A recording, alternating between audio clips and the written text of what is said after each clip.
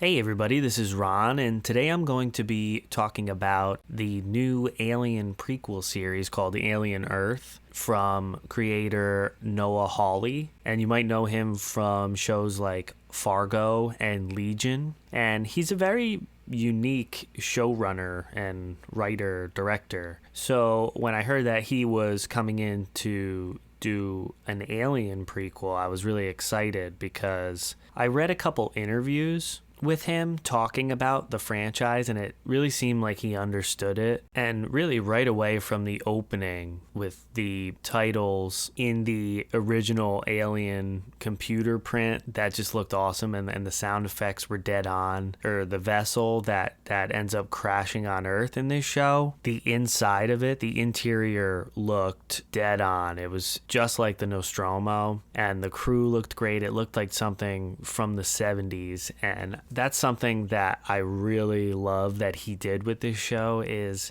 he kept that retro futuristic 70s vibe from the first film. And I love this so much because it always bugs me when prequels of franchise movies have better technology than the original movies that take place after it. And that always bugged me, and I never understood why people didn't take the time to sort of keep the continuity. But Noah Hawley really made sure that the technology was in the same vein as the original Alien, and I really appreciate that because it just looks better to me. You know, you could put a bunch of like CGI and all this really advanced technology, but it doesn't look as good to me as those, old TV screens.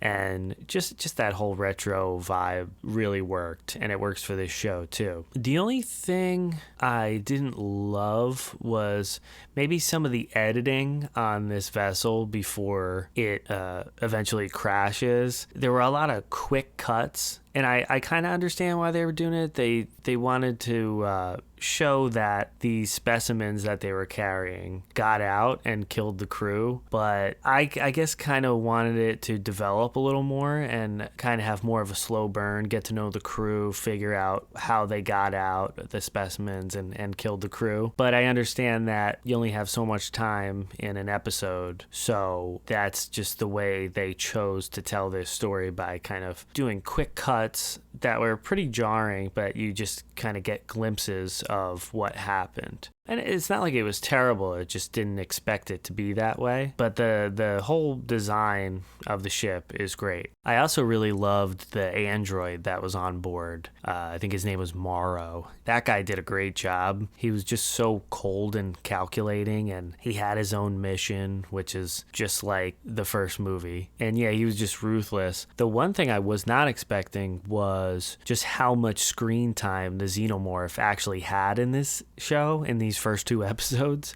I kind of thought that since he was sticking with the aesthetic of the original film, that the xenomorph would be kind of more in the shadows like he was in the original film. But yeah, the xenomorph is just out in the open this time, and it kills a lot of people, and it looks cool and everything. I was just not expecting it to be so out in the open, because that kind of kills the atmosphere and the tension and the mystery. But I guess if you think about it, we've seen this Giger design of the alien for so long now that you might as well just have it out in the open this time. And really, I don't think that's what this show is about. I mean, I'm sure they want to freak you out and creep you out with some of the other creatures that they have in this show too, but it has more of an emphasis on like the corporate greed and these big companies fighting each other for the top spot, because it's explained in the beginning of the show that there are like 4 or 5 companies that basically run the entire world. And obviously we know a couple of them from the films, but it's just interesting to actually put a face to that name now. I thought Sydney Chandler did a really great job as basically the main protagonist of this story, Wendy, and she starts out as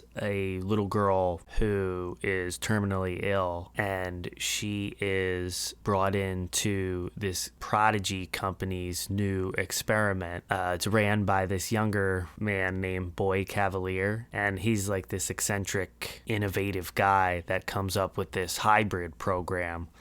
So what he's doing is he's taking the minds of these sick children and putting them in older android bodies, basically, so they can live forever. And it's such an interesting idea. And I kind of feel like Noah Hawley, it seems like he wanted to make a Blade Runner type show instead of Alien, but as is what it seems like. I think he's got the best of both worlds because he has these cool sci-fi elements with AI and androids and hybrids. And then he also has some xenomorph action and scares. So it is really well balanced because it's a smart show, but it also has, the action elements and the dread that the original Alien had. But yeah, so anyway, I thought Sydney Chandler did a good job as Wendy, and it's not an easy thing to do, to act like you're a child when you're not. And I think she did a really good job just with her mannerisms and just the way she would sit on a chair with her legs up and her facial expressions. It really made me believe that it was this girl transferred into this android body. So very interesting. I also thought Timothy Oliphant was a standout. He plays an android named Kirsch that's sort of like a mentor to her, but I mean, he has his own motives for his company. So we'll see where that goes. But I also loved his look. I love the white hair, which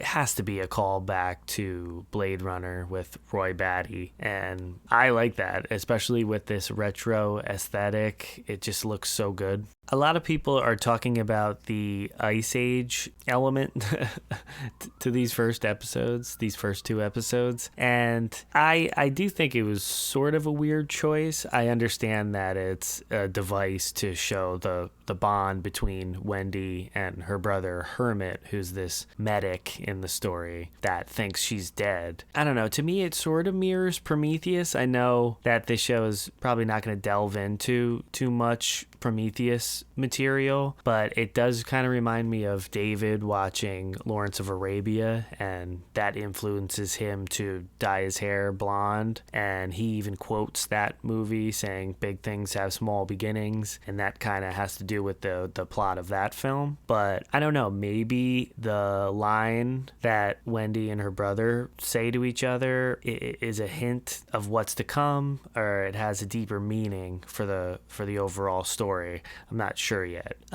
It's definitely a weird creative choice, but I don't know. Noah Hawley is smarter than I am, so what do I know? And the specimens are very interesting. I like that it's not just the xenomorph. Obviously, the xenomorph is running around doing most of the killing, but there are some really cool little creatures on board, and they have some gruesome kills as well, especially that one that sort of sucks the blood out of its victims, and it just blows up and gets all bloated, and it was really disgusting to see. So that was cool, but it was cool to see the xenomorph in a full costume. It was basically somebody in a costume. It was probably like 80% practical because I think there was only a couple shots where it was jumping out that looked a little CG, but other than that, it looked real. So I definitely like that. I like that they're sticking with the practical for the most part. The writing is really well done, especially that scene with Timothy Oliphant talking to Wendy on the way to rescue her brother. At least that's what she thinks they're doing, but you know that Kirsch wants the specimens for this Prodigy company. He's basically talking to her about humanity, and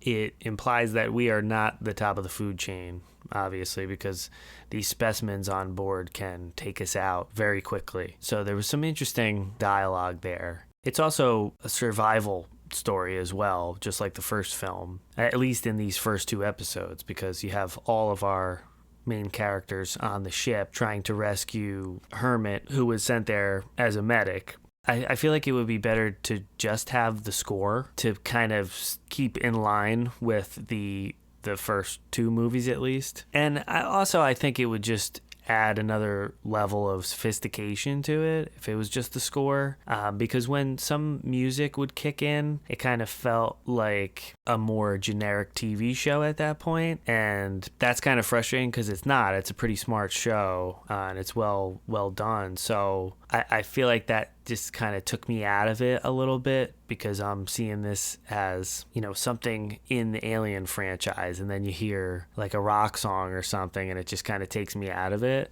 That's just a personal thing, I guess. I know that Noah Hawley wants to keep the overall aesthetic of the Alien franchise, but I get that he also has to put his own voice into it and his own style into it. And I feel like he was able to do that on the Earth scenes, which I'm all for that, because he did pretty much a recreation of the interior of the ship that was very much like the Nostromo. But then when it goes to Earth, which we haven't really seen much of in the Alien franchise, I don't think we've ever been to Earth. And I thought it worked really well. I thought it was just futuristic enough. It looked plausible. So I was very happy with it overall. I mean, other than a few jarring scenes, editing-wise, and just a few choices that were kind of off kilter to me, but I guess that's his style. But yeah, I really enjoyed it. I'm excited to see where it goes. I'm excited to see how a company like Yutani and Wayland sort of merge eventually, and what happens to this Prodigy company, because they're kind of keeping some major things under wraps, and it's going to be interesting to see what happens when the other companies find out about it. And yeah, there's just going to be a lot of really cool interactions between